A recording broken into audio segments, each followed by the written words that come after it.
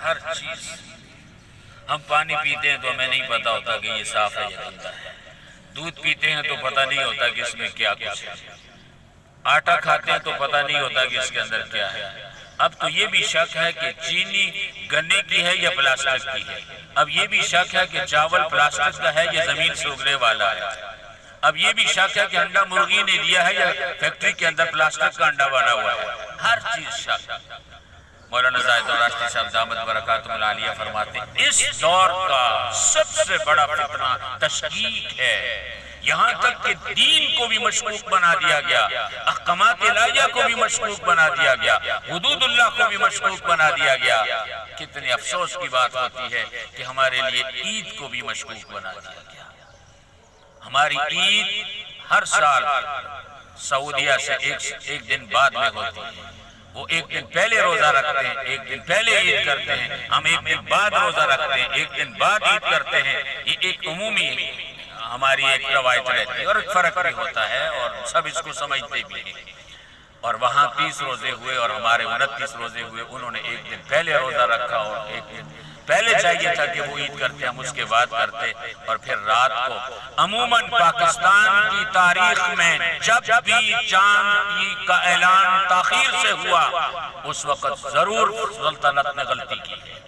پوری تاریخ ہے جب بھی تاخیر ہوتی ہے. میرے نمازی رات بیٹھے ہوئے تھے, میں نے کہا یہ ضرور عید کروائیں گے آپ سے, ہر حال میں کروائیں گے, تبھی تاخیر ہو رہی ہے. مولانا عبدالخبیر صاحب سٹیج پر نہیں آ رہے تھے, اعلان کرنے کے لیے نہیں آ رہے تھے, زبردستی ان کو لایا گیا ہے. لیکن میں مسئلہ کر دوں کہ آج کا دن مشکوک ہو گیا کہ 30 رمضان المبارک ہے یا یکم شوال ہے, لیکن ہم روزہ نہیں رکھ سکتے.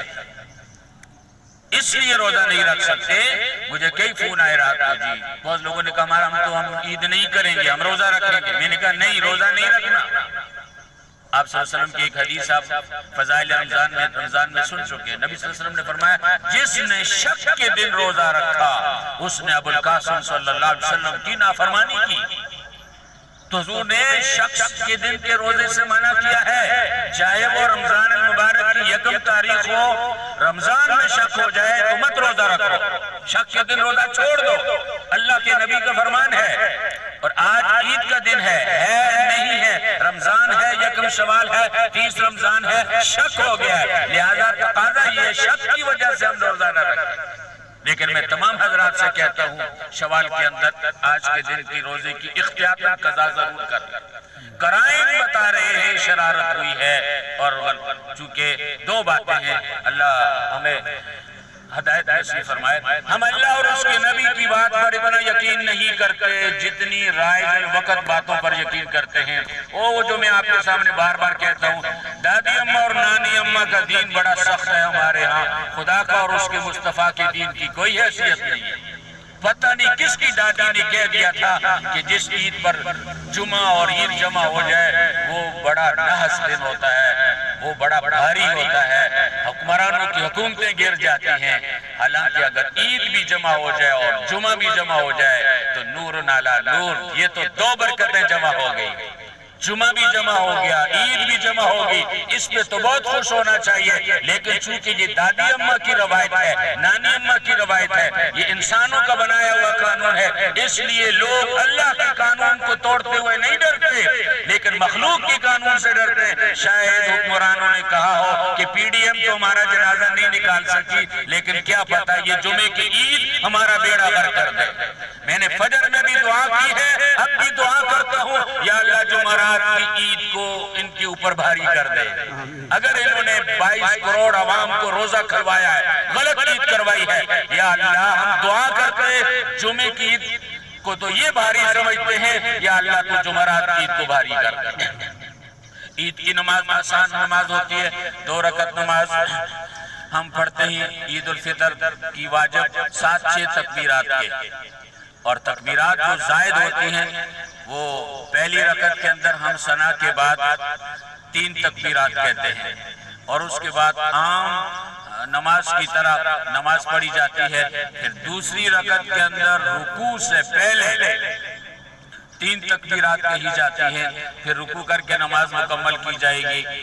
نماز عیدین کے اندر غلطی معاف ہے، اگر تکبیرات کم ہو جائیں یا زیادہ ہو جائیں یا آگے پیچھے ہو جائیں تو اس پہ نہ لقمہ دینے کی ضرورت ہے نہ سجدہ صاحب ہے اس کے اوپر۔ اور نماز کے بعد معمول کے مطابق دعا ہوگی، دعا کے بعد خطبہ ہوں گے۔ جب تک خطبہ آپ نہیں سنیں گے آپ یہی خیال کریں کہ آپ حالت نماز کے اندر ہیں۔ خطبہ مکمل ہو جائے گا، اس کے بعد آپ اٹھ جائیں۔ تیسری گزارش یہ ہے، مسئلے کے اعتبار سے کئی مرتبہ آپ حضرات کو بتایا، یہ جو عید کے بعد ہم گلے ملتے ہیں یہ بدعت رسم ہے، یہ مسنون عمل نہیں ہے، صدیوں سے ہم کر رہے ہیں، لیکن اس وقت وبا کا وقت ہے۔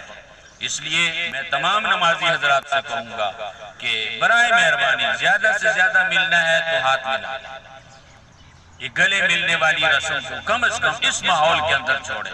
اور پھر ہم ایک دفعہ بھی نہیں ملتے، 1 بار 2 بار 3 بار خوب جپیاں ڈالتے ہیں، تو لہٰذا بجائے اس کے کہ ہم ایسے کسی کی طرف بڑھیں اور وہ آگے سے پیچھے ہٹ جائے، میں تمام حضرات سے کہتا ہوں کہ یہ بغلگیر ہونا ویسے بھی رسم اور بدعت ہے۔ چلو اس بیماری کی وجہ سے اگر یہ رسم ہم سے چھوٹ جائے تو اچھی بات ہے، زیادہ سے زیادہ زبان کے ساتھ کہہ دیں عید مبارک ہو، خیر مبارک ہو، یا ہاتھ ملا دیں۔